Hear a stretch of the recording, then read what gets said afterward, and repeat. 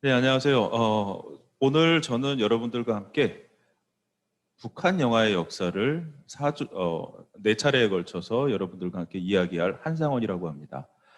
저는 한상원 영화연구소라고 하는 북한의 영화, 그다음에 문학예술을 전문적으로 연구하고, 그다음에 관련된 자료들을 수집하고, 그다음에 출판하는 그런 이제 연구소를 운영하고 있는데요. 저희 연구소에 가지고 있는 자료들 중에는 이제 북한 영화뿐만 아니라 아, 그 문학 작품들, 그다음에 각종 예술과 관련되어 있는 서적들도 가지고 있습니다. 이 중에서 제가 영화를 여러분들과 이야기할 건데요. 이야기하는 영화는 크게 네 부분으로 되어 있습니다. 그러니까 해방에서부터 한국전쟁 이후까지, 그 다음에 한국전쟁 이후에서부터 1960년대 후반까지, 그리고 1960년대 후반에서 70년대까지, 그리고 70년대 이후 90년대에 이르기까지 이 네 시기로 여러분들과 네 번에 걸쳐서 이야기를 할 건데요. 여러분들 뭐 재미있게 봐주시길 부탁드리겠습니다. 감사합니다. 북한 영화 특강의 첫 번째 순서로 북한 영화의 탄생 부분에 대해서 여러분들과 함께 이야기 나누도록 하겠습니다. 먼저 해방 후 조선 영화계의 상황입니다. 지금 오른쪽에 보이는 건물이 한청 빌딩입니다. 그러니까 이 한청 빌딩이 어디 있었냐면 여러분들 종각, 그 종로 네거리라고 불리는 그 종각에, 그 종각 건물 옆에 있었던 이렇게 4층짜리 빌딩이었는데요. 해방이 되고 나서 좌익 문학 예술인들이 이 한청 빌딩 안에 조선중앙건설 중앙협의회라고 하는 것을 세웁니다. 여기 보면은 이제 조선문화건설 중앙협의회 간판이 보이죠. 그리고 밑에 보면 각 건설본부들이 만들어지죠. 예를 들어 문학건설본부, 연극건설본부, 뭐 음악건설본부, 미술, 영화 뭐 이렇게 건설본부들이 이 건물 안에 입주해 있었습니다. 그러면 이 조선 문화건설 중앙협의회가 어떻게 만들어졌는지부터 먼저 이야기를 하겠습니다. 해방이 되고 나서 그 채 하루가 되기 전에 이마가 시인 이마가 아주 분주하게 사람들을 만나고 다닙니다. 이때 이마가 만난 사람 중에는 이재명이라는 사람도 있었어요. 이재명은 당시에 조선 영화사의 어, 그 조선인 중에서는 책임자급의 인물이었죠. 이 이재명을 찾아온 이마가 해방이 됐으니 영화인들, 연극인들, 그다음에 문학인들, 음악 미술인들 다 모여서 해방 이후에 건설될 새로운 민족국가 수립을 위해 노력해야 되지 않겠느냐. 그러기 위한 단체가 필요하다라는 것을 역설하게 되죠. 그리고 이마와 김남천 그리고 이태준 등이 주도하고 있는 문학건설본부와 조선문화건설중앙협의회를 조직할 것을 그 계획을 이야기하고요. 그리고 영화인들에게는 이제 조선 영화사에 소속되어 있는 영화인들을 중심으로 해서 이 단체에 가입해 줄 것을 부탁하게 됩니다. 그래서 이재명은 해방 다음 날 조선 영화사에 있는 조선인 영화인들과 함께 조선영화건설본부를 설립하게 되죠. 그래서 이재명과 그 다음에 미술 책임자였던 조선영화사의 미술 책임자였던 윤상열, 그리고 영화감독 이병일, 뭐 이런 분들이 주축이 돼서 조선영화건설본부가 만들어집니다. 그런데 조선영화사라고 하는 영화회사 한번 생각해 봐야 할 부분이죠. 조선영화사는 1942년도에, 그러니까 일제 말기죠. 42년도에 일제가 기존에 있던 10개 영화회사들을 허가 취소하고 한 개의 영화회사만 남겨두게 됩니다. 그러니까 신설된 영화회사 하나만 남겨두고 그 영화회사에서만 영화를 만들게 했습니다. 그게 바로 조선영화사였어요. 그러니까 이 조선영화사에서는 어떤 영화를 만들었느냐? 일제의 침략 전쟁에 동조하는 영화들을 만들어냈죠. 그런 영화들을 기획해서 만들고 배급하고 상영하고 하는 일체의 것을 이 조선 영화사에서 하게 됩니다. 그러니까 우리가 그냥 쉽게 얘기해서 친일 영화를 만들고 배급하고 상영하던 그런 영화회사였던 거죠. 그 영화회사에 근무하고 있던 조선인들을 중심으로 해방 이후에 새롭게 만들어지는 정부에 영화를 통해서 뭔가를 해보겠다라고 하는 것은 친일 영화 제작에 참여하지 않은 사람들에게는 불쾌한 일일 수도 있었던 거죠. 친일 영화 제작에 참여하지 않았던 영화인 중에 추민이라는 분이 있었어요. 이 추민이라는 분은 1920년대 후반에 카프, 그러니까 조선 프롤레타리아 예술동맹의 영화 부분 쪽에서 활동하던 분이었어요. 그러니까 조선 프롤레타리아 영화동맹 출신인 거죠. 그리고 몇 차례의 감옥 수감 생활도 했었고요. 그리고 1930년대 중반에 카프 출신의 문학예술인들이 전향하여서 일제의 침략전쟁에 동참하고 있을 때 끝까지 동참하지 않고 감옥을 밥 먹듯이 왔다 갔다 했던 그런 저항의 영화인의 대표적인 주자였던 거죠. 이 추민이 생각하기에 조선 영화사 소속 영화인들이 주도하는 해방 전국의 영화 운동이라고 하는 것이 너무나 불쾌해 보였던 거죠. 그래서 이 추민은 이 조선영화건설본부에 참여를 거부하고 독자적인 활동을 도모하게 됩니다. 해방 이후에 가장 목소리가 큰 사람들은 당연히 일제에 저항했던 사람들이겠죠. 대표적으로 이런 추민 같은 사람들이 목소리가 가장 컸겠죠. 그리고 일제에 적극적으로 저항하진 않았지만 일제의 침략 전쟁에 동참하지 않았던 영화인들도 일부 있었어요. 우익 영화인들 중에. 예컨대 윤봉춘 같은 분은 영화계를 은퇴하고 의정부 쪽에 산곡이라는 데에 산속에 들어가서 아이들을 가리키면서 그렇게 살고 있었어요. 그리고 이규환 같은 분은 일제 침략 전쟁에 영화로서 참여하지 않고 버티다가 징용을 가게 됐죠. 이런 몇몇 분들도 이 조선 영화사 소속 영화인들이 주도하는 영화 운동에는 참여하지 않았습니다. 이 중에서 추민을 따르는 젊은 영화인들, 그러니까 아직 데뷔하지 않은 조연출, 조촬영, 이런 출신들의 젊은 영화인들과 손을 잡고 조선 프롤레타리아 영화동맹을 수립하게 됩니다. 이게 45년 11월이죠. 그러니까 조선 영화건설본부라고 하는 것이 해방 직후에 만들어지고 그리고 몇 달 있다가 조선 프롤레타리아 영화동맹이 이렇게 수립이 됩니다. 그러니까 영화운동 조직이 두 개로 쪼개진 거죠. 영화운동 조직만 두 개로 쪼개진 게 아닙니다. 문학, 음악, 미술, 연극 다 마찬가지로 두 개로 쪼개지게 되는 거죠. 그런데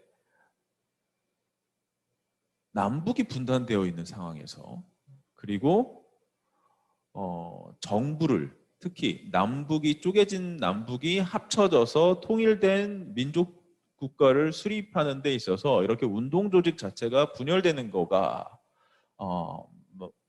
그게 좋은 징조는 아니겠죠. 그래서 문학 부분에서부터 통합이 진행이 됩니다. 이 통합을 주도했던 사람이 연안에서 돌아온 김태준이라고 하는 문학가가 중심이 돼서 두 개로 쪼개진 이 운동 조직을 하나로 합치는 일을 하게 됐죠.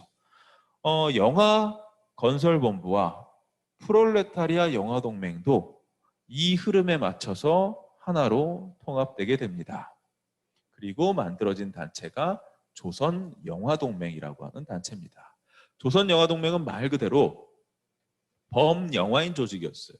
그러니까 조선영화동맹은 모든 영화인들이 가입할 수 있는 그런 단체였지만 초기에는 가입할 수 없던 사람들이 있었습니다. 어떤 사람들이 가입할 수 없었냐면 너무나 노골적으로 친일행위를 했던 사람들은 약간의 자숙기간을 줘서 바로 영화동맹에 들어갈 수 없었죠. 그래서 최인규 같은 일제 말기의 친일 영화를 연이어 만들어냈던 그런 인물들은 이 단체에 처음엔 이름을 올리지 못했습니다.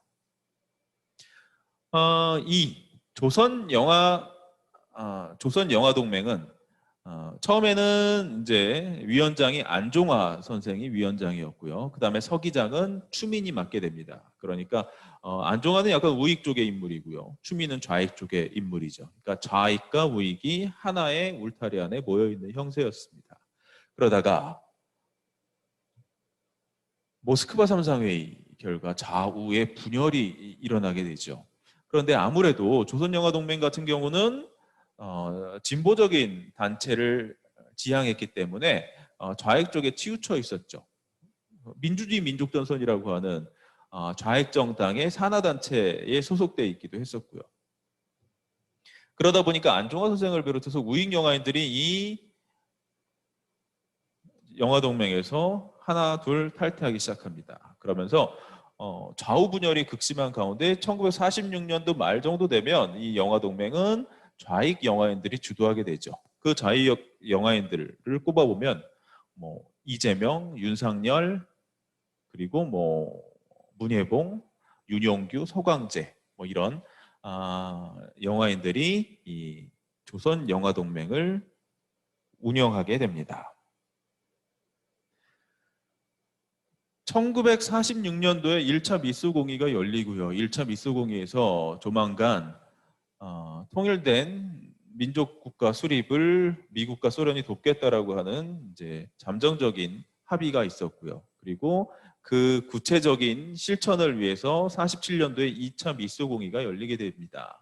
2차 미수공의에서 2차 미수공의가 이제 열리고 있는 도중에 이제 공의회, 그러니까 미수 공동위원회에 어떤 단체들과 정당들을 참여시킬 것인가를 두고 이제 미국과 소련 간의 이견이 보이게 되죠.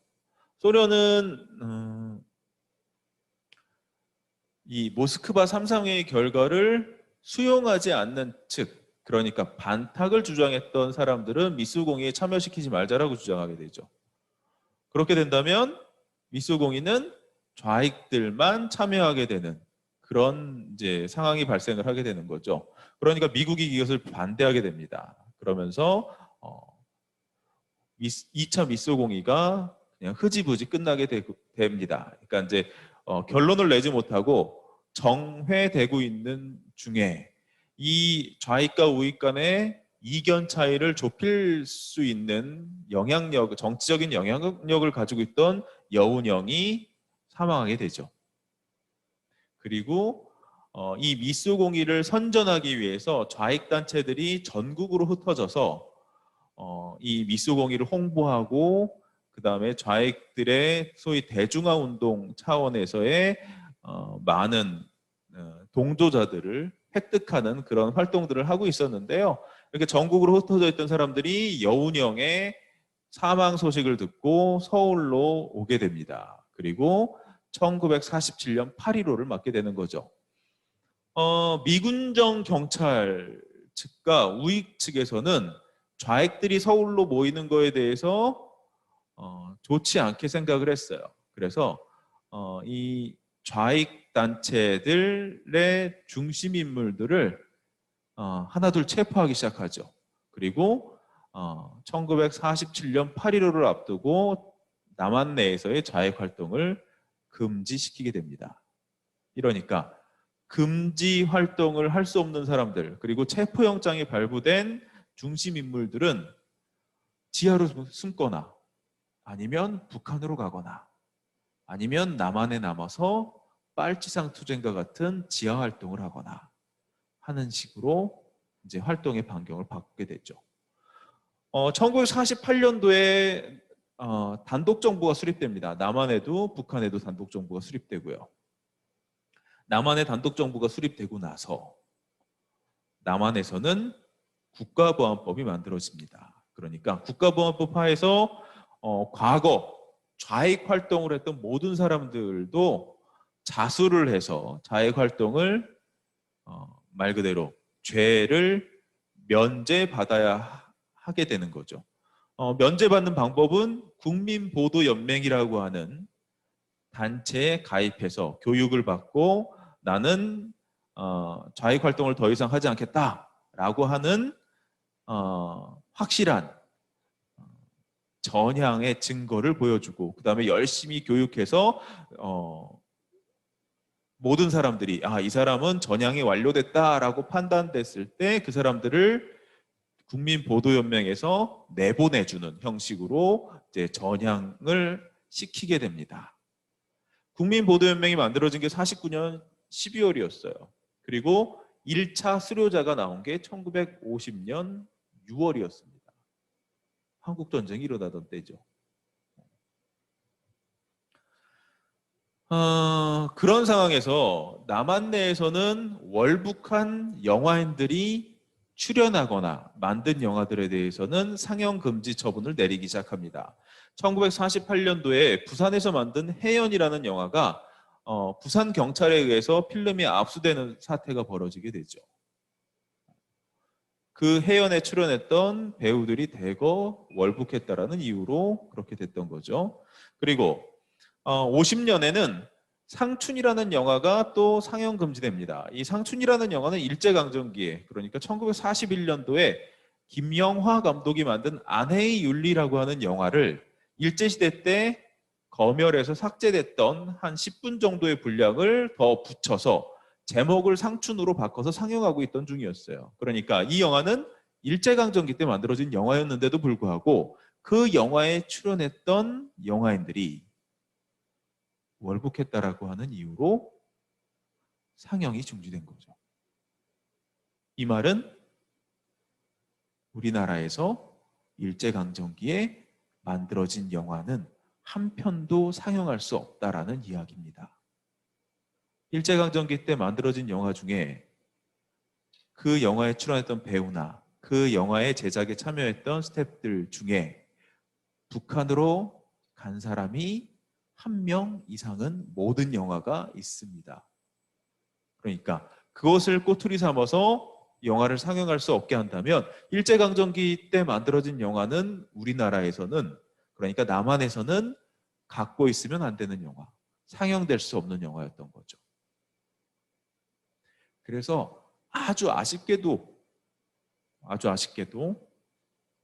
일제강점기 걸작이라고 불리는 아리랑에 출연했던 배우들 중에 나운규를 제외하고 주인규, 이규설, 남궁훈, 이 주요한 배우 3명이 다 북한에서 활동하고 있었어요. 그러면 1950년대 초반에 이 아리랑은 남한에서 상영할 수 없는 영화였던 거죠. 임자 없는 나룻배라고 하는 영화, 아리랑 이후의 최고의 걸작이라고 이야기하는 이 임자 없는 나룻배에 출연했던 문예봉, 김현실도 북한에서 활동하고 있었어요. 그러니까 남한에서 상영될 수 없는 영화였던 거죠. 이런 식으로 일제강점기 한국 영화가 이 분단과 이데올로기 대립, 좌우 간의 갈등, 이런 등등의 이유로 남한 내에서는 상영될 수 없는 영화였던 거죠. 여기까지가 해방기 남한의 이야기입니다. 그러면 북한의 영화는 어떻게 시작됐고 어떻게 발전됐는지를 좀 자세히 살펴보도록 하겠습니다. 오른쪽에 사진으로 보이는 이 인물이 누구냐면 오영진입니다. 여러분들 오영진이라는 시나리오 작가이자 극작가로도 유명한, 이름은 한 번씩 들어보셨을 겁니다. 교과서에도 실려 있죠. 오영진의 작품은. 이 오영진은 원래 영화를 공부하던 영화인이었습니다. 영화 연출을 일본에서 공부를 했고요. 그리고 조선으로 건너와서 시나리오 작가로 활동했어요. 그런데 아까 모두의 이야기했듯이 1942년도에 일제가 한 개의 영화 회사만 남겨놓고 모든 영화에서의 허가를 취소했다고 했죠. 그리고 그 한 개의 영화 회사에서는 소위 친일 영화들을 만들어냈는데, 이 친일 영화라고 하는 게 일본어로 만든 영화들이에요. 물론 오영진도 일본어를 아주 능숙하게 잘했죠. 그렇지만 조선 영화사에 소속되어 있는 시나리오 작가의 대부분은 일본인이었어요. 조선인은 자리가 없었던 거죠. 그래서 오영진은 조선 영화사에 소속되진 않고 촉탁으로 조선 영화사에 이름을 올리기만 했습니다. 그러니까 촉탁이라고 하는 것은 정식 직원은 아닌 거죠. 그렇지만 프리랜서처럼 일이 있을 때 일을 의뢰하면 그 일에 맞춰가지고 일을 해주는 사람. 그러니까 직업은 따로 있었어요. 평양에 고향이 평양이니까 평양의 숭실학교에 선생님으로 있으면서 조선 영화사의 일도 좀 봐주고 있었던 거죠. 해방을 평양에서 맞았습니다. 오영진은. 그리고 서울에서 연락을 받아요. 빨리 서울로 내려와라. 지금 서울에서 이 매일매일 역사적인 일들이 매일매일 계속되고 있는데 이것을 빨리 기록 영화로 만들거나 아니면 뉴스 영화로 만들어서 사람들한테 보여줘야 되는데 이 구성안을 해줄 사람이 필요하다. 빨리 서울로 내려와라 라고 하는 전가를 받게 되죠. 그리고 해방되자마자 서울로 오게 됩니다. 그래서 서울에서 조선영화건설본부가 만들어지는 것도 보고 그 다음에 조선영화사의 일본인 영화인들이 회사를 정리해서 조선인들에게 넘겨주고 가는 모습도 보고 그리고 미군이 진주하는 것도 보고 이런 1945년 8월 15일부터 9월 초중순까지 서울에 있으면서 서울의 영화인들과 이제 교류를 하게 됩니다. 그리고 9월 달에 서울과 평양을 오가는 기차가 끊어지게 되고 그리고 38선을 넘어서 다시 평양으로 가게 됩니다. 평양에는 소련군이 들어와 있죠. 소군정이 시작이 됐습니다. 소련군이 38도선 이북 지역을 점령하고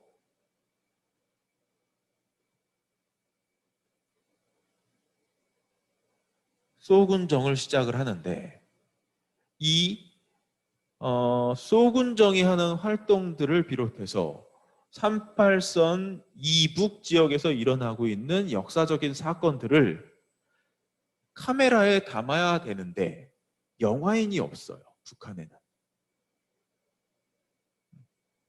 왜 영화인이 없냐? 유일한 영화회사가 서울에 있었죠. 그러니까 영화인이라고 불리는 사람들은 다 서울에 있었어요. 38선으로 분단이 되고 서울에 있는 영화인이 평양으로 올라오지 못하고 하니까 북한에서는 영화를 촬영할 사람도 없었고 촬영할 기자재도 없었고 기술도 없었던 거죠. 소군정에서 사람을 찾았어요. 북한 영화계를 이끌 만한 인물이 누군지 막 찾았어요. 그때 눈에 들어왔던 인물이 바로 오영진이었죠. 그래서 오영진한테 소군정이 북한 영화의 어떤 설립 혹은 북한 영화의 시작을 책임지도록 합니다. 하지만 오영진은 처음에는 되게 해방되고 나서 소군정 하에서 열심히 일을 해보고자 했으나 정치적으로 오영진은 기독교 계통의 조선민주당 소속의 인물이었던 거죠. 그러니까 조만식의 오른팔과 마찬가지인 그런 인물이었기 때문에 소군정의 협력을 거부하게 됩니다. 그래서 조만식이 이제 가택연금을 당하게 되고 이제 호텔에 연금 당하게 되죠. 그리고 오영진도 감시 상태에 들어가게 되고요. 그리고 얼마 지나지 않아서 남한으로 탈출하게 됩니다. 이 무렵에 오영진이 이제 소군정의 제안을 거부하고 있을 무렵에 서울에서 5명의 젊은 영화인이 평양에 오게 됩니다.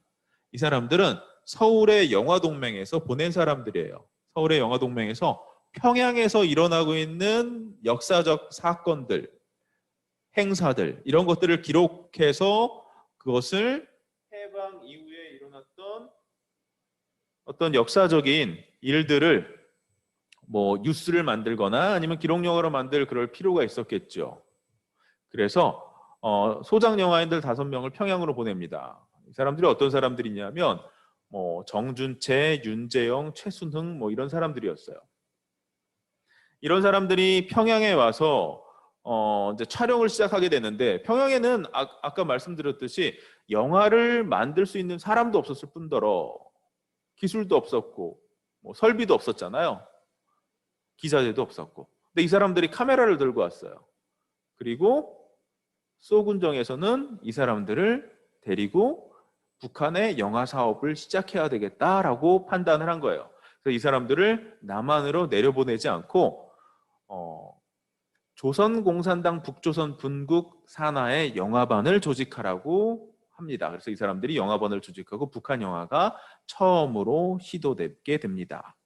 그런데 이 사람들은 소장 영화인들이에요. 그러니까 일제강점기 때 데뷔하지 않았던 그런 젊은 영화 감독들인 거죠. 혹은 영화 촬영가들이거나. 영화계를 이끌기에는 무게감이 좀 떨어지죠. 그래서 소군정에서 또 열심히 찾았어요. 오영진을 대신해서 북한의 영화 산업을 이끌 누군가가 있지 않을까 열심히 찾았죠.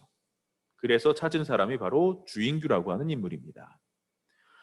주인규는 아리랑에 출연했던 우리나라 초창기 영화 배우입니다. 그리고 함흥 지역을 중심으로 활동했던 노동운동가이기도 해요. 그러니까 아리랑에 출연하면서 이름을 알리기 시작했던 영화 배우가 어느 날 노동자로 변신해서 조선질서위료회사에 위장 취업을 하게 돼요. 그리고 그 안에서 노조를 조직하고 파업을 선동하다가 해직당하게 되죠. 그리고 다시 영화계에 와서 영화 배우로 또 활동을 했어요. 그러니까 어떻게 보면 해방 당시에 남북을 통틀어 가장 진보적이었던 인물을 꼽는다면 주인규를 꼽을 수 있었겠죠. 이 주인규가 함흥에서 활동하고 있었는데 이 함흥에서 활동하고 있는 주인규를 평양으로 불러오게 됩니다. 그리고 북한 영화의 총책임자로 임명하게 되죠. 그리고 전국에 흩어져 있던 과거 영화인들을 하나 둘 모으기 시작해요. 그래서 황해도 신천에 소개했던 강홍식도 평양으로 불러오게 되고요. 그리고 만주로 이주했던 이규설이 함흥으로 돌아오자 이규설도 평양으로 불러오게 됩니다. 이렇게 과거 영화인들까지 하나 둘 합류하기 시작하면서 북한 영화계에 일종의 인력풀이 형성되게 되죠. 이 오른쪽에 있는 인물이 바로 주인규입니다. 주인규가 1942년 무렵에 이마이 다다시라고 하는 일본 영화 감독이 만든 망루의 결사대라고 하는 영화에 출연했을 때의 모습이에요. 이게 지금 사진이 잘려 있는데요. 이 오른쪽에는 오른쪽에 팔이 보이죠. 여성의 팔인데 하라세츠코라고 하는 당시 일본에서 가장 유명했던 배우와 함께 출연했던 장면이에요. 이 주인규를 중심으로 북한 영화의 제작, 배급, 상영과 관련되어 있는 기구들이 설립되고 이렇게 개편되고 하게 됩니다. 우선 영화 제작 기구는 아까 얘기했던 북조선 분국 영화반이 46년 1월에 만들어졌고요. 그 다음에 주인규가 평양에 와서 북조선 영화 제작소를 만듭니다. 그리고 이 북조선 영화 제작소는 당과 국가에서 관리하는 영화 촬영소입니다. 북조선 극장위원회의 지도를 받았어요. 이 북조선 극장위원회는 밑에서 나오겠지만 영화의 제작과 배급을 관리하기 위해 만든 조직이었습니다. 그리고 이 북조선 영화 제작소에서는 우리의 건설, 민주선거라고 하는 기록 영화 2편을 제작을 했고요. 그리고 47년 2월에는 북조선 국립영화 촬영소가 만들어지면서 영화 제작기구는 북조선 국립영화 촬영소로 일원화되게 됩니다. 영화 배급 기구는 어떻게 되느냐? 처음에는 인민영화사라고 하는 영화사가 평양에 있는 실업가들에 의해서 만들어져요. 이 사람들은 소련 영화를 독점적으로 수입 배급할 수 있는 권리를 얻었어요. 그래서 소련 영화를 수입해다가 상영하게 되는데 민간 회사였습니다. 그러다가 이것을 이제 국가적인 차원에서 관리할 필요가 있다라고 생각을 해서 영화 보급 협회라고 하는 것을 만듭니다. 당이 영화 배급을 장악하게 되는 어떤 이제 시발점이 되는 거죠. 이 극장 보급 협회가 만들어지고 그 다음 달에 극장 영화관의 국유화가 이제 선포됩니다. 그래서 주요 산업 국유화 조치로 인해서 극장과 영화관은 다 국유화되게 되죠. 그리고 북조선 극장위원회가 만들어지면서 인민영화사 영화보급협회를 합치게 되죠. 이 말은 처음에는 민간회사로 시작을 했다가 그 다음에 당에서 만든 조직이 들어오고 이 두 개의 조직을 합쳐서 당의 관리로 이제 영화 배급 부분을 일원화 하게 되는 거죠. 위원장은 주인규, 서기장은 추민입니다. 아까 우리가 남한에서 추민이 영화동맹에서 열심히 활동했다고 얘기했잖아요. 이 추민이 46년 말에 북한으로 오게 돼요. 그래서 이 추민이라고 하는 사람은 북한 내에서 남한의 영화인들을 대표하는 역할을 했어요. 그래서 영화동맹이거나 아니면 이런 단체이거나 기관이거나 이런 데서 위원장은 북한 쪽 사람, 부위원장은 남한 쪽 사람 이렇게 맡게 되는데 그 남한 쪽 사람의 어떤 대표 주자로 추민이 항상 언급이 되는 겁니다. 이 오른쪽에 보이는 인물이 한설야입니다. 한설야는 북한의 문학예술 조직을 관리했던, 장악했던 그런 인물이죠. 북조선 예술총연맹이라는 게 46년 3월에 만들어집니다. 명예위원장은 이기영이었고요. 위원장은 한설야. 그리고 부위원장은 안막 박파량, 서기장은 안암관과 한재덕이 맡았습니다. 그러니까 이 보면 다 6명의 사람들이 다 문학인들이죠. 문학인들이 중심이 돼서 북조선 예술총연맹이 설립이 되는데 이건 어떻게 구성되어 있느냐면 맨 꼭대기에 북조선 의회가 있어요. 그리고 6개의 도총회가 있고 그 밑에 전국 시군읍 총회로 구성이 되어 있습니다. 그러니까 다 반대로 이야기하면 이런 거죠. 전국의 시근읍에서 대표를 뽑습니다. 그 대표들이 또 대표를 뽑아서 도로 보내요. 그러면 그 사람들이 도총회를 구성하겠죠. 그 도에서 또 대표를 뽑아요. 그러면 그 사람들이 평양에 가서 북조선 의회를 구성하는 이 피라미드 구조로 되어 있는 조직입니다. 그래서 여기는 서클 활동을 장려하기 위해서 이 이제 문화예술인들을 지방으로 보내가지고 서클 활동을 뭐 장려시킵니다. 그러니까 뭐냐면 문학인들은 그 광산이나 뭐 공장이나 아니면 농촌으로 가서 사람들 서클원들을 모아놓고 그 사람들을 교육해요. 영화인, 연극인, 미술인들도 마찬가지예요. 그러면서 광범위하게 서클원들을 조직해서 이 사람들을 북조선 예술총연맹에 가입시키게 되는 거죠. 그러니까 어마어마한 숫자의 이제 맹원들이 만들어지는 거죠. 근데 문제가 있었어요. 서클 활동을 장려시키는 활동을 너무 열심히 전개하다 보니까 문학예술인들이 자기 창작을 할 시간이 없는 거죠. 그래서 조직을 다시 개편하게 됩니다. 북조선 문학예술 총동맹이 만들어지게 되는 거죠. 이거는 전국을 중앙 집권화한 연맹체에서 각 문예 장르의 독자성을 강조한 동맹체로 조직을 변화시키는 거예요. 그러니까 다른 말로 뭐냐면 문학동맹, 연극동맹, 미술동맹, 음악동맹, 뭐 영화동맹, 무용동맹, 사진동맹으로 각 예술 장르별로 구분 짓고 이 동맹에는 실제 프로 예술가 문학가들을 가입시키게 하는 거예요. 그러면 그렇게 엄청나게 많이 모아놨던 서클원들은 어떻게 해요?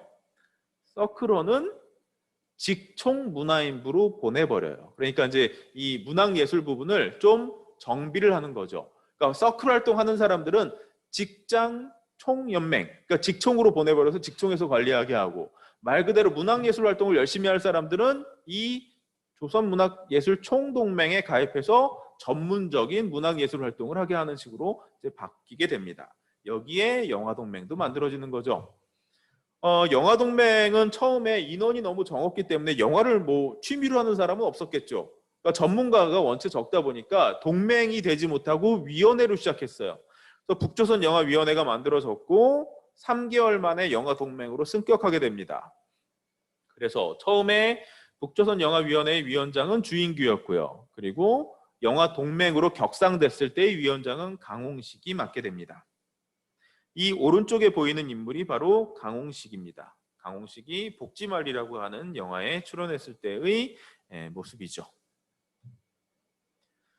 아까 북조선 영화 국립영화 촬영소가 만들어진다고 얘기했습니다. 이 북조선 국립영화 촬영소를 설립하는 데 있어서 이 책임을 맡은 인물은 아까 말씀드렸던 주인규입니다.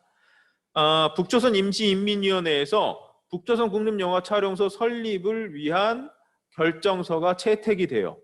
그리고 그 결정서의 제1조는 북조선 국립영화 촬영소 총장은 주인규로 한다라고 명시했습니다. 그러니까 북한에서 북조선 국립영화 촬영소의 설립과 운영의 전반을 다 주인규한테 일임한다라고 하는 게 이 결정서의 맨 앞부분에 있었던 거죠. 그래서 평안남도 대동군 하당리에 촬영소를 설치하기 시작했고요. 편집실, 연출가실 이런 것들을 가장 먼저 만들어냅니다. 그리고 녹음 설비를 구축하게 돼요. 이전에 만들어진 두 편의 영화 얘기했었잖아요. 우리의 건설과 민주선거 두 편의 영화는 무성으로 만들어졌어요. 소리가 들어가 있지 않은 영화였습니다. 왜 소리를 넣지 못했냐 하면 녹음을 할 수 있는 기자재 자체가 없었어요. 녹음을 할 수 있는 기술자도 물론 없었고요. 그런데 이 북조선 국립영화 촬영소가 만들어지고 거기에 녹음실이 만들어지고 소련으로부터 녹음 자재와 설비들을 지원받으면서 녹음을 할 수 있게 된 거죠. 그래서 발성 영화가 만들어지게 됩니다. 첫 번째 발성 영화는 인민위원회라고 하는 영화예요. 정준채가 연출을 했고요. 오홍탁이 촬영한 작품이고요.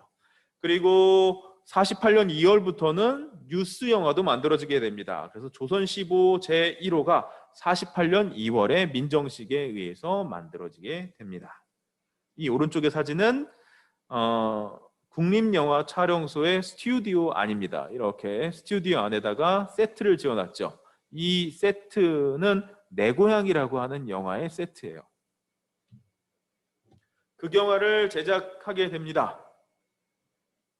1949년에 내 고향이라는 영화가 처음 만들어집니다. 북한 최초의 예술 영화예요. 앞서 말씀드렸던 영화들은 다 기록 영화거나 뉴스 영화였죠. 그러다가 49년도에 비로소 극영화, 우리가 보통 얘기하는 극영화가 만들어지게 되죠. 북한에서는 예술 영화라고 불러요. 북한의 건국 서사를 다루고 있습니다.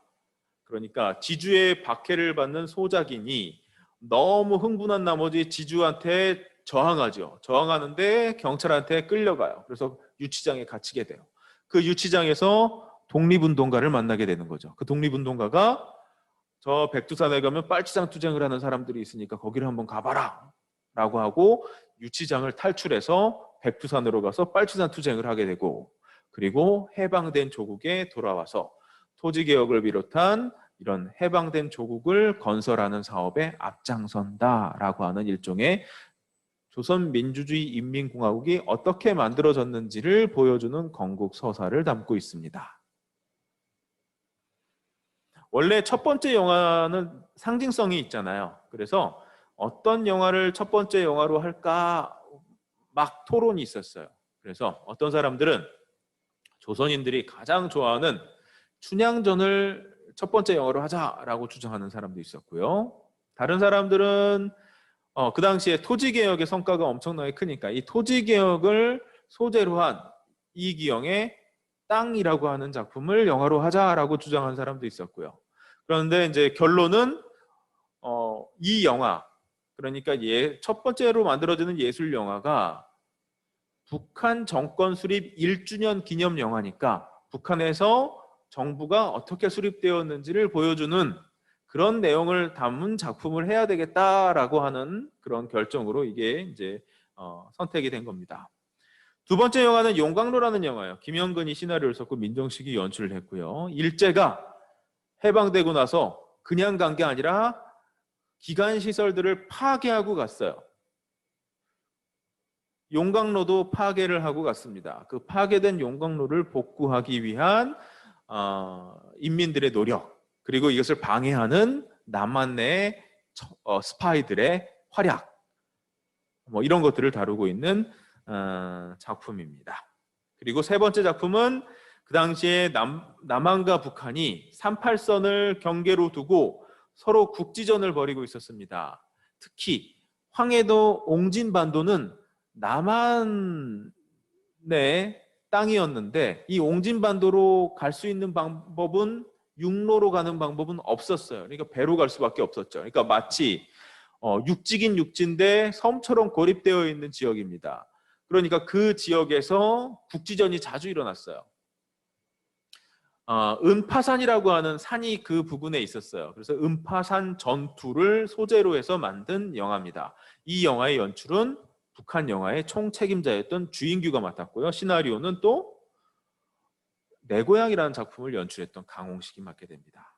이걸 보면 강홍식, 주인규 뭐 이런 사람들이 연출을 맡는 걸 보면 북한에서 연출을 전문적으로 배운 사람들 혹은 연출가라고 불리는 사람들이 너무 없었다라는 것을 알 수 있죠.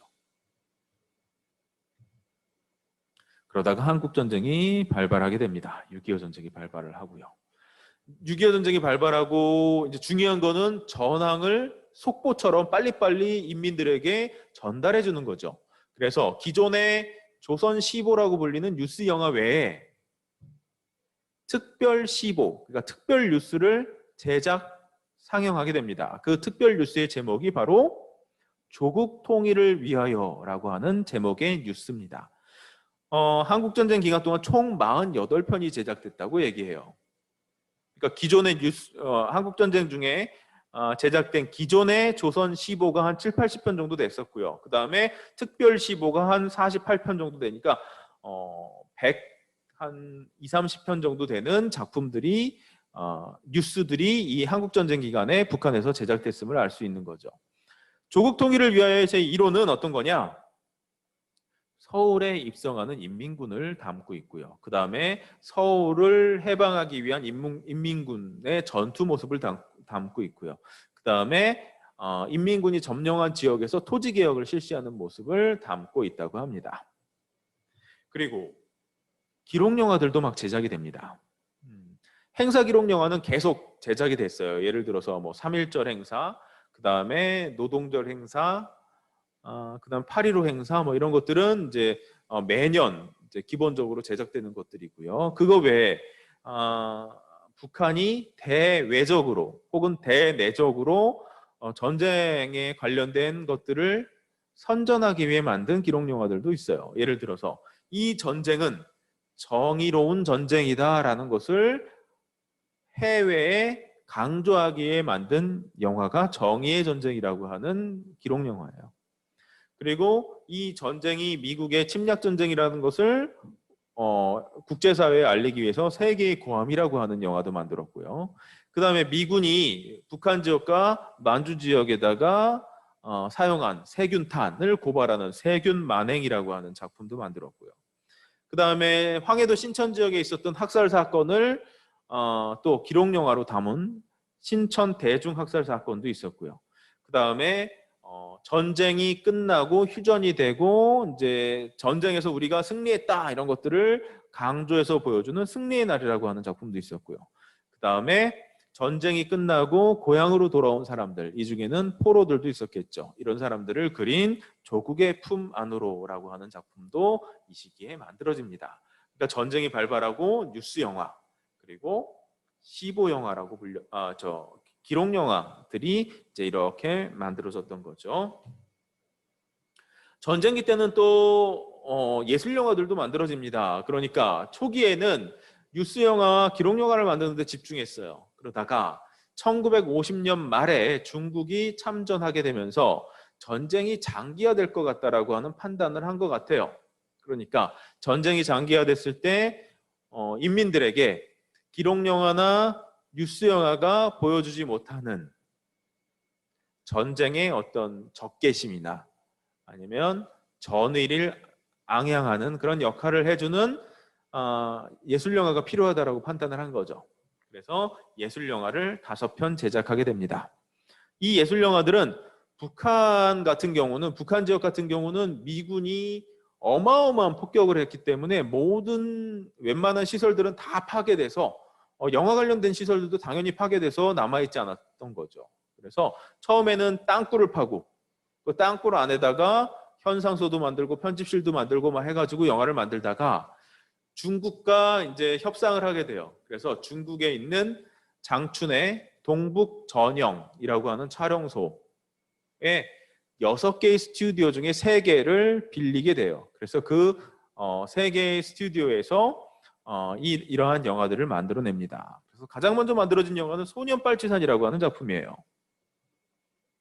소년빨치산은 이제 일시적으로 미군과 국군에게 점령당한 지역의 아이들이 주인공입니다. 그 아이들이 일종의 유격대 활동을 하는 거죠.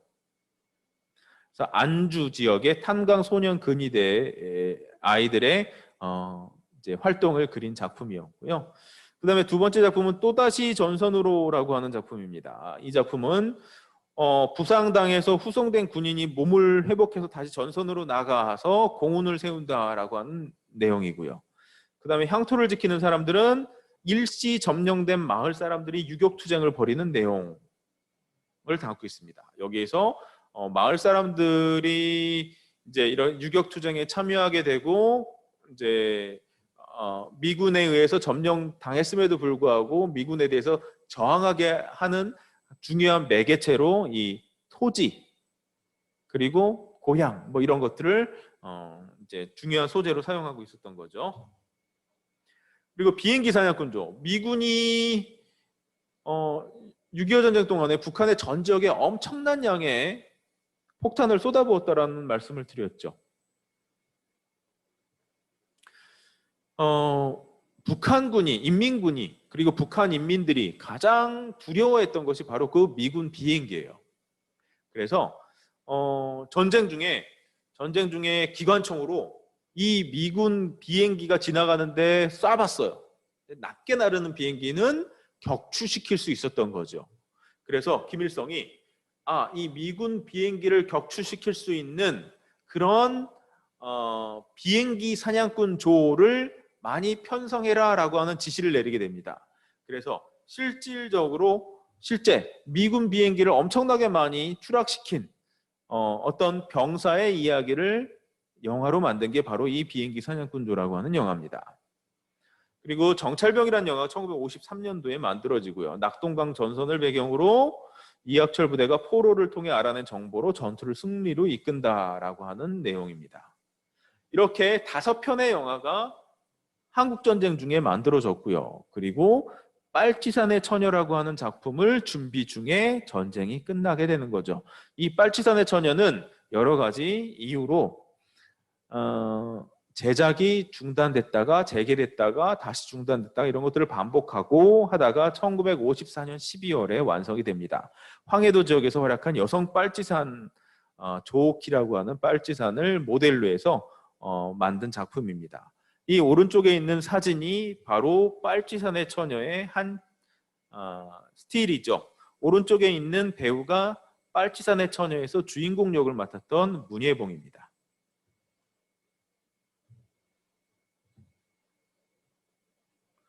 전쟁이 끝났어요. 1953년도에 전쟁이 끝났습니다. 전쟁이 끝나고 가장 중요한 일은 파괴된 도시와 각종 설비들, 기구들을 전쟁 이전 상태로 돌려놓는 거죠. 예를 들어서 영화 부분 같은 경우도 파괴된 촬영소를 재건하고 파괴된 영화관을 복구하고 하는 일들이 전쟁이 끝나고 나서 영화 부분에서 가장 심혈을 기울여서 해야 될 일이었던 거죠. 우선 전쟁이 끝난 그 바로 직후에 나온 것이 바로 모든 것을 전후 인민경제 복구 발전을 위하여라고 하는 이제 슬로건입니다. 조선노동당 제6차 전원회의가 개최됐고요. 이 전원회의 결정은 중공업 발전을 토대로 경공업을 함께 발전시킨다라고 하는 중공업 우선 정책이 발표됐습니다. 그러니까 예를 들어서 이런 식인 거죠. 집을 짓더라도 필요한 게 뭐예요? 철근도 필요하고 시멘트도 필요하고 뭐 이런 거겠죠. 근데 철근과 시멘트는 중공업을 통해서 생산될 수 있는 거죠. 제철소를 복구하고 그 다음에 시멘트 공장을 복구하고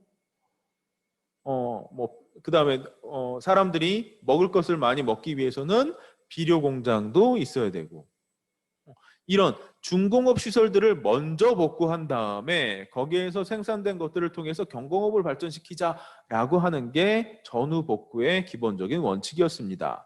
그리고 이 중공업 복구는 북한의 힘으로는 쉽지 않죠. 전쟁 때 모든 것이 파괴됐기 때문에.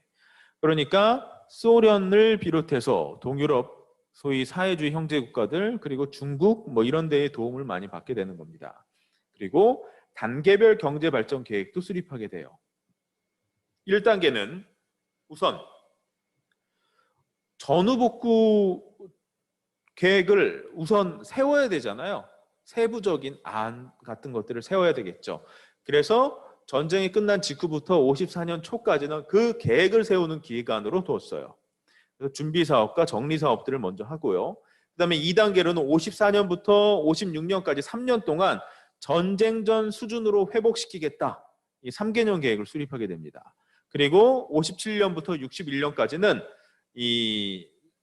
인민경제발전 5개년 계획을 수립해서 사회주의 공업화의 기초를 수립하겠다라고 하는 계획을 세우게 됩니다. 그러니까 3개년, 5개년 해서 이 50년대를 8개년 계획으로 세웠던 거죠. 그렇게 해서 이 계획이 시도가 되고요. 영화 부분에 있어서는 장춘에 있는 영화 촬영소를 평양으로 옮겨 짓는 일이 이제 시작이 되는 거죠. 그래서 54년 말까지 촬영소의 기본 시설을 복구하고, 특히 이 중에서 녹음 시설 같은 경우는 소련에서, 그 다음에 현상 시설 같은 경우는 동독에서 지원을 받았습니다. 기타 체코슬로바키아나 중국이나 이런 데에서 기술자와 설비 같은 것들을 또 지원을 받았고요. 이런 동유럽 국가들의 지원에 힘입어서 아주 빠른 속도로 촬영소를 복구하게 됩니다. 그리고 이 시기에 중요했던 것 중에 하나가 바로 남로단계 숙청 사업이었어요. 1953년 8월 3일에서 6일까지 3일 동안 이승엽 등 소위 남로단계에 대한 간첩 혐의 공판이 열리게 됩니다. 평양에서. 그리고 이 공판은 라디오를 통해 실황 중계됐어요.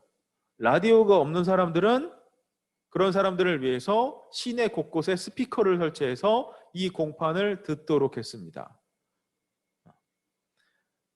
근데 이 공판이 열리는 기간이 노동당 6차 전원회의 기간이랑 겹쳐요. 그러니까 6차 전원회의에 참석하기 위해서 평양에 온 사람들이 이 공판 실황을 다 봤겠죠. 다 들었겠죠. 그리고 고향으로 돌아가서 이승엽을 비롯한 이승엽, 이강국 이런 사람들이 간첩 행위를 했구나라는 것을 이제 입에서 입으로 이제 전달하게 되는 거죠. 그러면서 직접적으로 재판에 불려 나온 사람들 10명 외에 남로당 계열의 여러 사람들이 다 심사를 다시 받게 돼요. 조사를 받게 되는 거죠. 왜냐하면 이 10명 중에 이마가 포함되어 있어요. 이마는 남한에서 해방되자마자 영화인들을 만나고 다녔던 그런 사람이었잖아요. 그리고 영화를 하던 영화인이기도 했고요. 그러니까 북한의 영화인들 중에서 남한에서 올라온 영화인들 중에 이마와 관련 안 된 사람이 거의 없었던 거죠. 그러니까 이 남한에서 올라온 소위 월북 영화인들에 대한 조사가 아주 심하게 있었던 것 같아요. 그래서 이 시기에 장춘에서 만들고 있던 영화가 빨치산의 처녀라고 하는 작품이었잖아요. 윤영규가 연출을 하고 주인공은 문예봉이 맡았던 이 영화. 이 윤영규와 문예봉이 다 남로당과 관련되어 있는 인물이죠. 그러니까 영화 촬영이 중단되는 거죠. 그리고 이들에 대한 조사가 벌어지고 조사 결과 혐의 없음이 증명이 되고 나서 영화가 다시 재개될 수 있었던 거죠. 그리고 이 남로당계에 포함되어 있는 영화인들이 많다 보니까 영화인들만 있었던 것이 아니라 작가, 예술인 이런 사람들이 많다 보니까 문예총을 해산시켜 버립니다. 그리고 조직을 다시 개편하게 되죠. 작가 동맹, 미술가 동맹, 작곡가 동맹으로 이제 개편하게 되죠. 우선 전쟁이 끝나고 시급하게 했던 일은 바로 인프라를 구축하는 일이잖아요. 그러니까 촬영소를 빨리 복구하고 촬영을 제대로 할 수 있게 예를 들어 스튜디오도 만들고 녹음실도 만들고 현상실도 만들고 뭐 이런 것들을 열심히 했어요. 이 기간 동안에 영화가 거의 안 만들어졌겠죠. 6.25 전쟁 기간에는 중국에서 만들었기 때문에 영화를 그래도 꽤 많이 만들 수 있었어요. 인프라가 갖춰진 데서 영화를 만들었으니까. 그런데 전쟁이 끝나고 나서 평양에서 영화를 만들려니까 인프라를 구축하는 데 힘을 쏟아야 되지 영화를 만들 틈이 없었던 거죠. 그러니까 1956년 4월에 내각에서 이런 결정을 내려요. 영화 예술의 급속한 발전 대책에 관하여라고 하는 이제 결정을 내립니다. 그렇게 해서 8가지 결정을 이제 발표하게 되죠. 그 중에는 조직 사업, 영화 제작의 지도 대책, 시나리오 문제, 뭐 영화 제작 인력 양성 문제, 그리고 촬영소 생산 능력을 제고하고 영화 제작 물품을 확보하고 영화인의 대우 및 포상에 관한 문제, 그리고 영화 관리국의 기능을 강화하는 문제, 이런 것들을 결정하게 됩니다. 이것들은 한마디로 영화를 이전보다 훨씬 더 많이 만들어라 라고 하는 걸로 귀결되겠죠. 그러면서 문화선전상에는 이런 지시를 내립니다. 영화를 많이 만드는데 우선 애국주의 사상과 사회주의 정신을 교양하고 사회주의적 사실주의 창작 방법을 확립시키는 영화들을 만들어라. 그리고 인민적 전통과 문화유산을 계승 발전하고 교조주의적 경향을 시정해라. 그리고 생산의 기계와 농업 협동화를 소재로 한 영화도 만들어라. 아동 영화도 만들어라. 그 다음에 국가정책에 복무할 수 있는 기록영화, 15영화도 만들어라. 그 다음에 영화보급사업도 정비해서 외국 영화들도 보급해서 인민들에게 보여주는데 이 보급하는 영화들은 더빙을 통해서 인민들이 편하게 볼 수 있게 해라. 그리고 영화관, 파괴된 영화관을 많이 확충해라. 그리고 영화관이 없는 지역에는 이동영사대를 만들어서 가설 영화 상영 뭐 이런 것들도 열심히 해라라고 하는 것들을 이제 지시를 내리게 되죠. 이에 맞춰서 촬영소가 만들어지게 됩니다. 국립영화 촬영소가 만들어지는데 영화를 많이 만들기 위해서는 촬영소 한 군데에 있는 것보다는 촬영소를 분리해서 좀 전문화시키는 게 낫다고 판단을 했던 것 같아요. 그래서 57년도 말에 조선예술영화 촬영소와 기록영화 촬영소로 촬영소가 분리됩니다. 그리고 조선예술영화 촬영소에서는 예술영화만 촬영하는 것이 아니라 우리가 애니메이션이라고 불리는 애니메이션 영화 창작 기능 또한 추가하게 됩니다.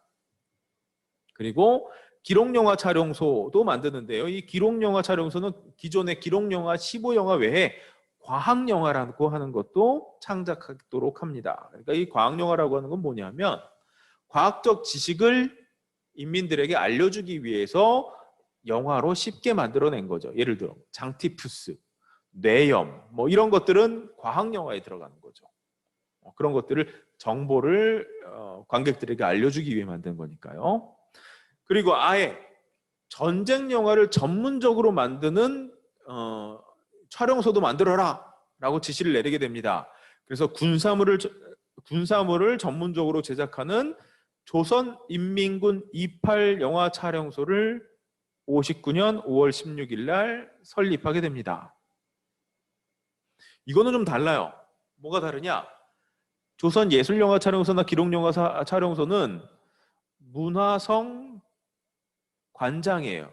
그러니까 문화선전상이 이 영화 촬영소를 관리하는 거죠. 그런데 조선인민군 28 영화 촬영소는 앞에 조선인민군이 붙죠. 우리로 치면 국방부 산하의 영화 제작소가 만들어지는 거예요. 그래서 여기에서는 전쟁물을 전문적으로 만들게 됩니다.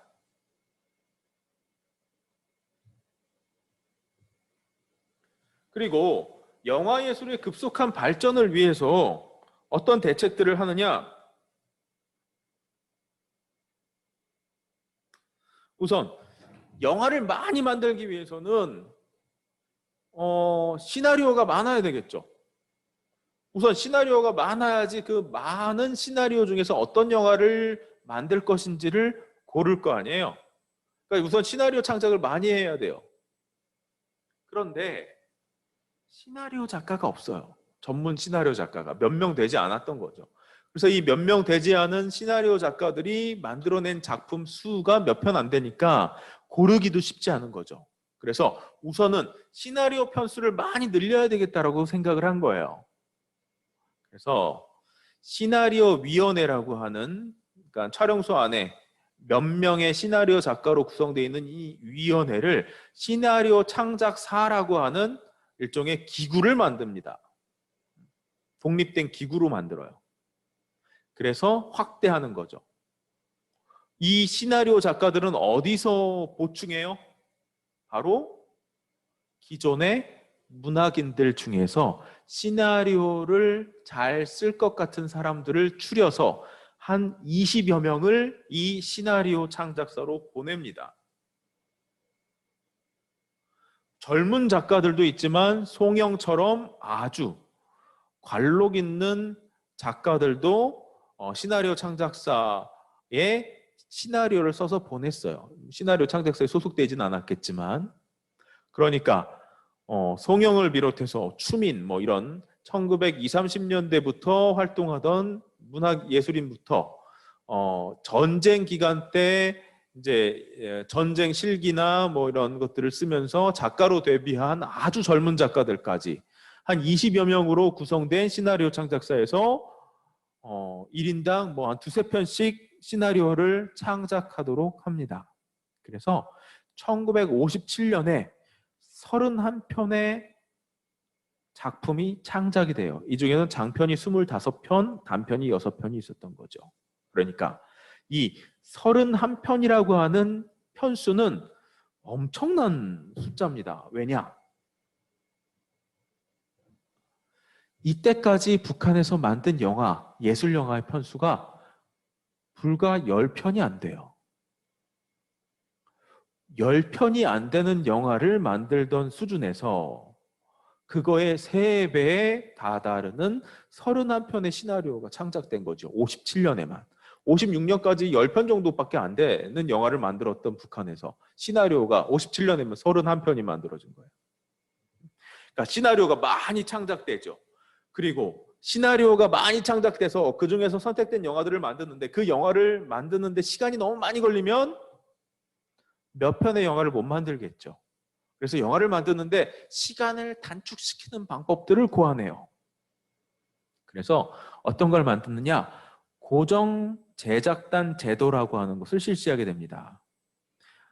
북한에서 영화 만드는 거는 쉽지 않아요. 시나리오 단계에서부터 여러 번의 합평을 거칩니다. 그러니까 시나리오의 초고가 완성이 되면 그 초고를 가지고 시나리오 작가들이 모여가지고 토론회를 열어요.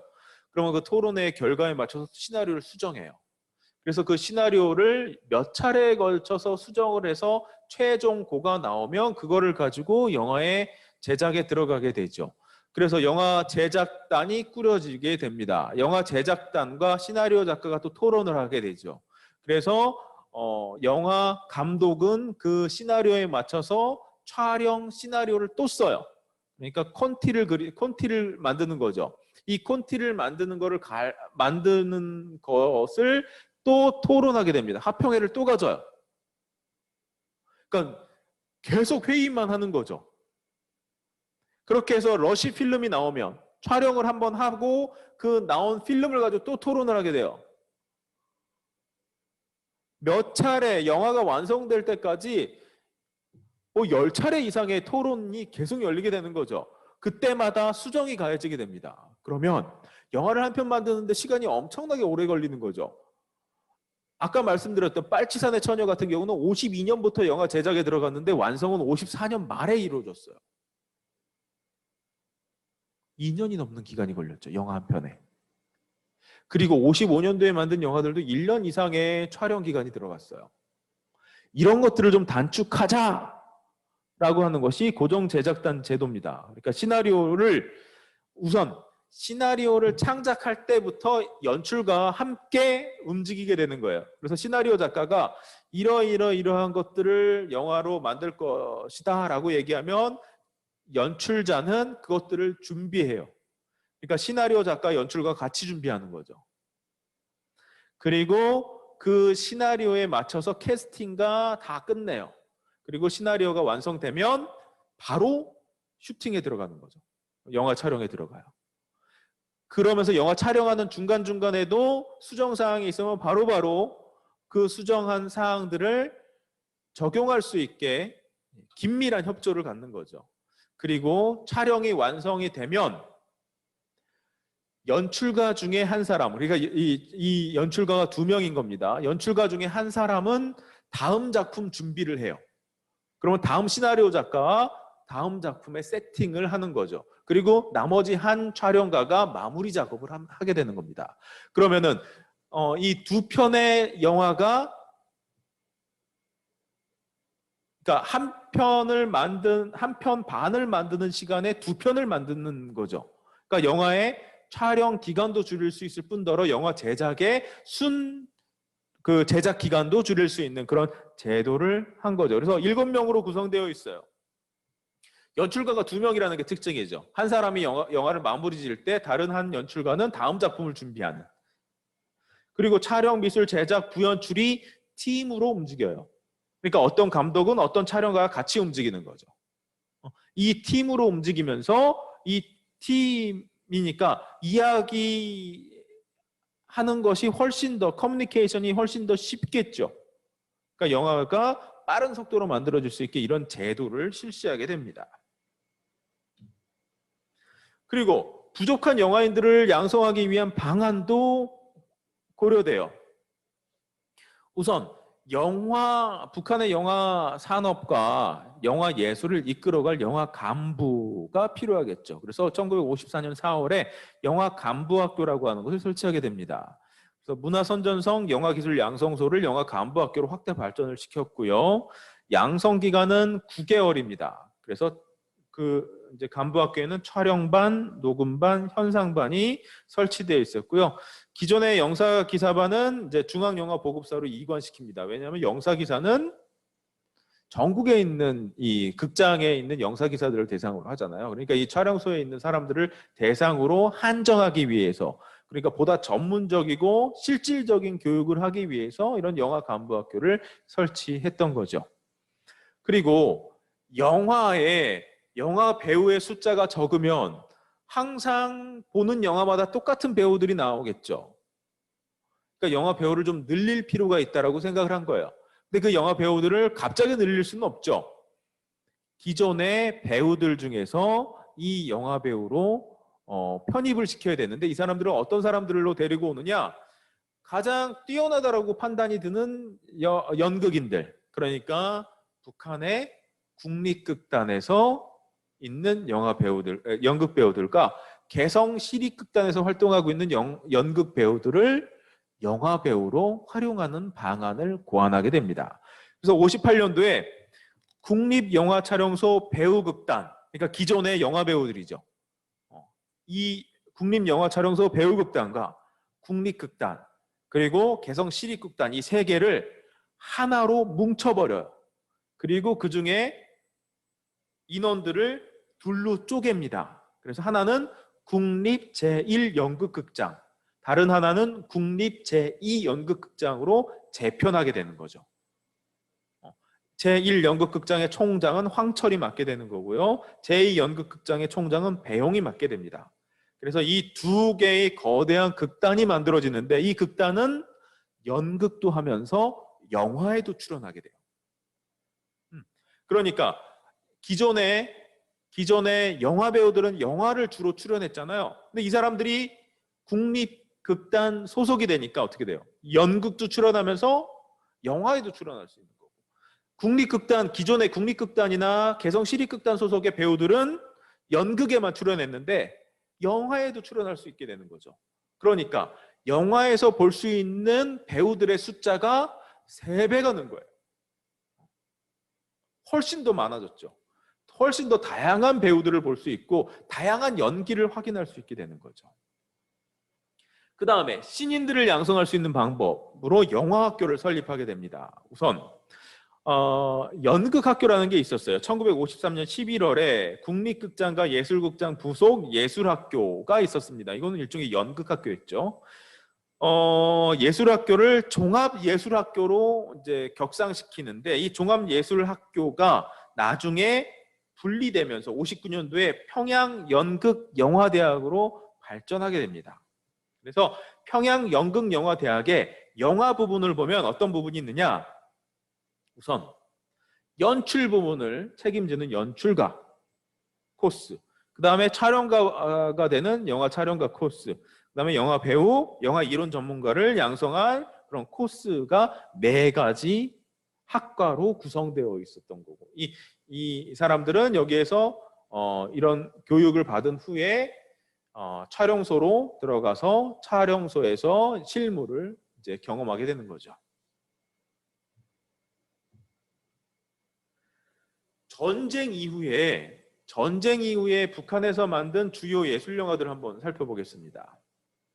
우선 백두산이 보인다라고 하는 영화입니다. 1956년에 만들어졌고요. 이 영화는 한설야의 원작 소설 역사라고 하는 작품을 각색한 작품이에요. 각색을 누가 했느냐? 윤두원이라는 분이 했습니다. 그러니까 한설야는 당시 작가동맹의 위원장이었고 윤두원은 부위원장이었어요.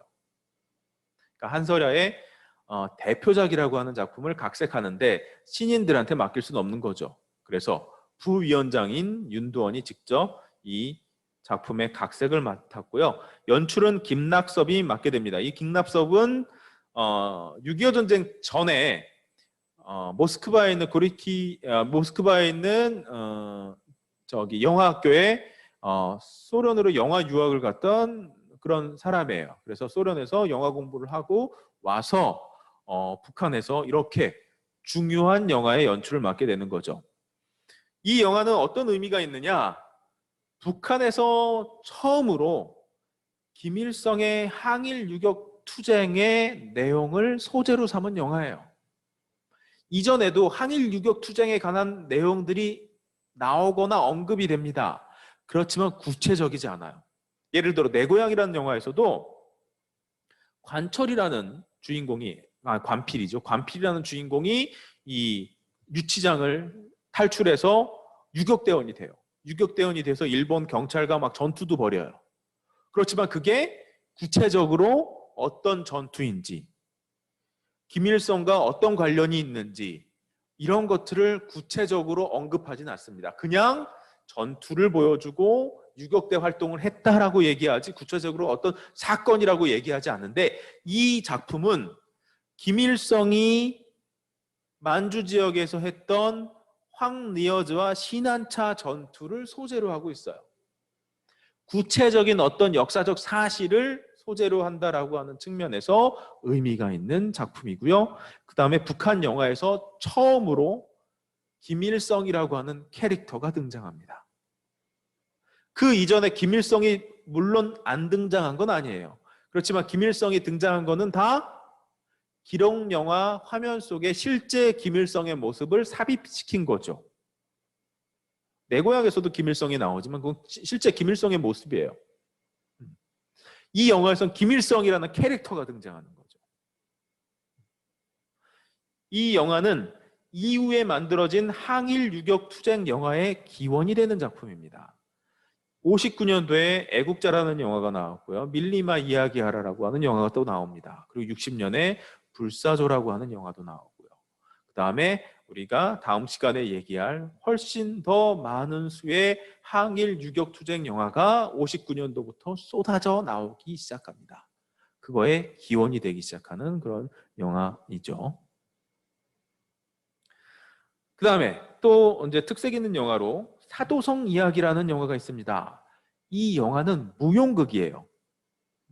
최승희가 출연한 그리고 최승희가 연출한 무용극이에요. 이 무용극을 필름에 담은 거죠. 그러니까 우리가 예술 영화라고 아까 쉽게 얘기하기 위해서 극영화라고 얘기했지만 예술 영화라고 하는 것은 극영화를 포함해서 연출가의 예술적 활동이 들어가 있는 것을 필름으로 담은 영화를 예술 영화라고 얘기해요. 그러니까 무용극을 영화 감독이 예술적 연출 방법을 통해서 그것을 연출해 냈다면 그것도 예술 영화 안에 들어가는 거죠. 그러니까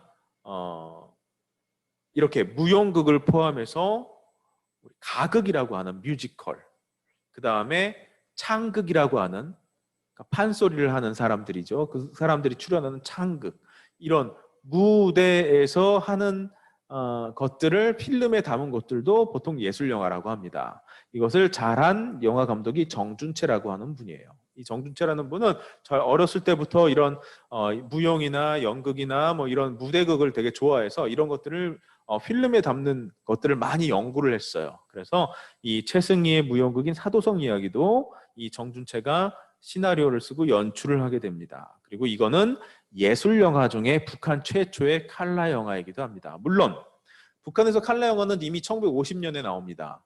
5.1절 기념행사를 칼라로 촬영했어요. 이것도 정준채가 촬영을 했습니다. 그런데 이제 예술 영화 중에서는 이 사도성 이야기라고 하는 작품이 최초의 칼라 영화였고요. 그 다음에 인민적 전통, 그러니까 우리 인민들이 좋아하는 옛날 이야기, 쉽게 접근할 수 있는 그런 흥미로운 이야기를 소재로 삼고 있다라고 하는 특징을 가지고 있고요. 그 다음에 삼국 유사나 삼국 사기 같은 그런 옛날 이야기에서 이야기 자체를 차용해 왔고, 그 다음에 우리나라 사람들이 추던 민족적인 춤을 또 소재로 했기 때문에 그런 민족 문화의 바탕을 둔 작품이었어요. 이 작품을 칼라로 만든 이유가 있었겠죠. 왜?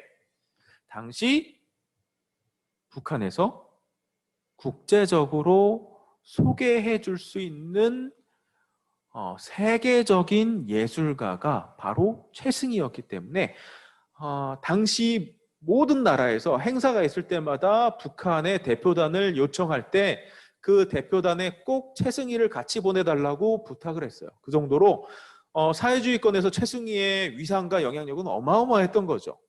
그러니까 사회주의 무용의 거의 데모 같은 분이 바로 최승희였습니다. 근데 이 최승희가 몸이 하나인데 전 세계를 다 다닐 수가 없잖아요. 그러니까 이런 식으로 영화로 만들어서 그 영화 필름을 복사해서 전 세계로 보내면 전 세계의 인민들이, 대중들이, 관객들이 최승희의 무용을 보고 즐길 수 있다라고 하는 판단에서 그것을 아주 공들여서 칼라 영화로 만들었던 거죠. 이런 식의 민족 고전이나 혹은 무대극을 영화로 만든 경우들이 50년대에 사도성의 이야기부터 쭉 나오기 시작합니다.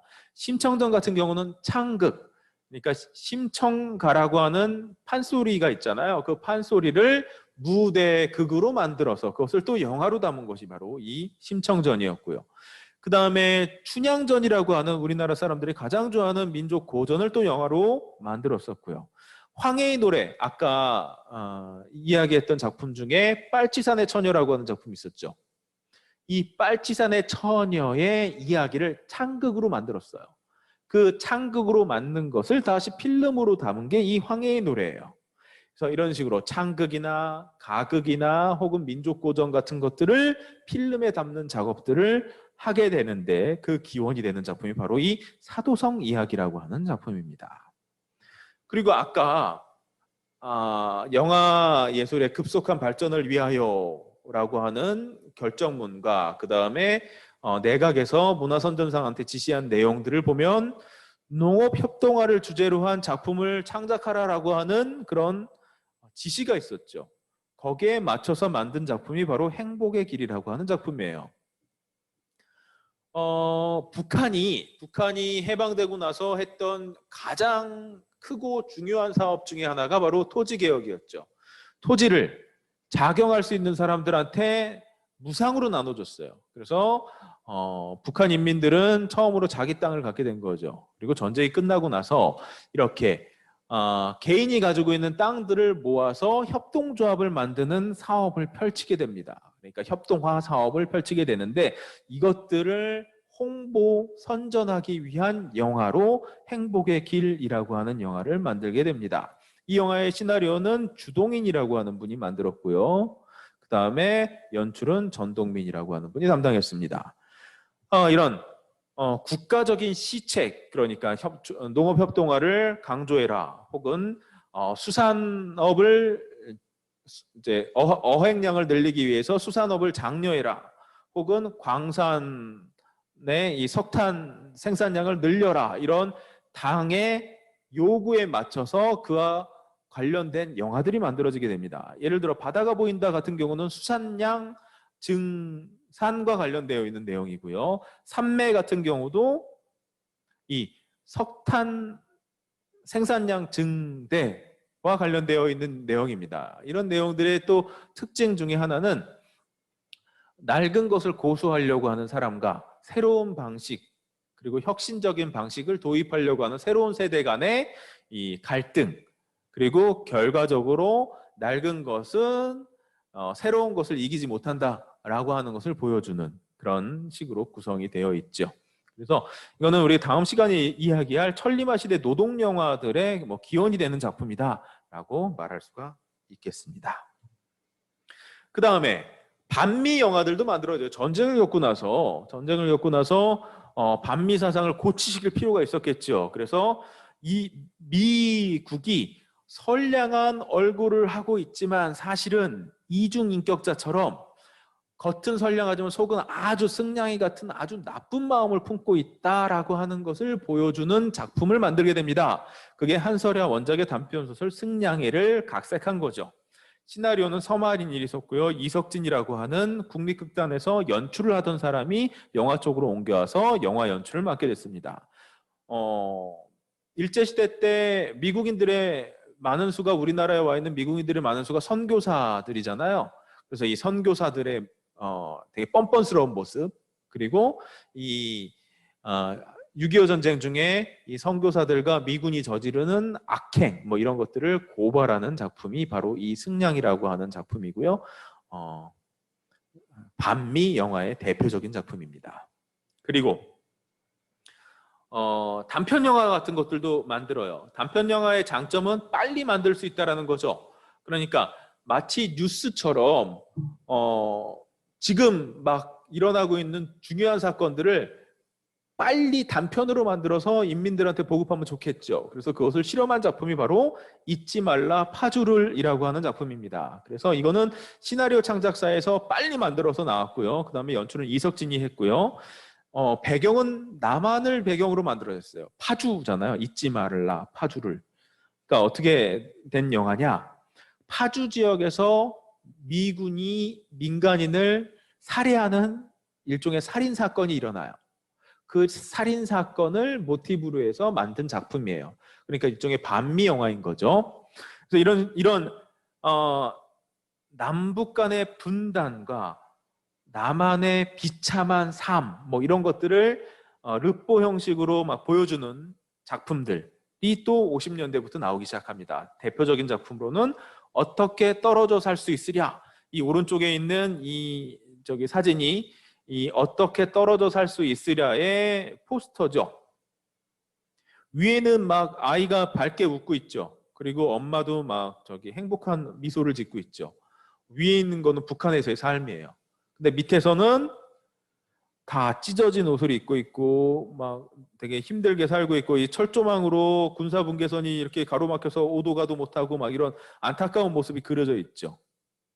그러니까 남한에서 이렇게 비참하게 살고 있고 북한에서는 이렇게 행복하게 살고 있다는 것을 이렇게 대비적으로 보여주는 작품인 거고요. 항쟁의 서곡이라고 하는 작품은 1960년에 4.19가 터지자마자 북한에서는 아주 흥분한 거죠. 드디어 남한에서 혁명이 일어났다라고 흥분해서 만든 4.19 영화예요. 그러니까 북한에서 4.19를 소재로 영화가 만들어졌던 거죠. 그리고 합작 영화도 만들어집니다. 1957년도, 57년도라고 하면 러시아 혁명이 일어난 지 40주년이 되는 해예요. 1917년에 러시아 혁명이 일어났으니까요. 그래서 40주년을 맞아서 각종 행사 같은 것들이 많이 일어나게 되는데 이 40주년 기념작이 바로 이 형제라고 하는 작품입니다. 북한과 소련이 합작해서 만들었어요. 그래서 소련의 기술자들과 연출가가 와서 북한의 기술자들과 연출가와 합작해서 만들었습니다.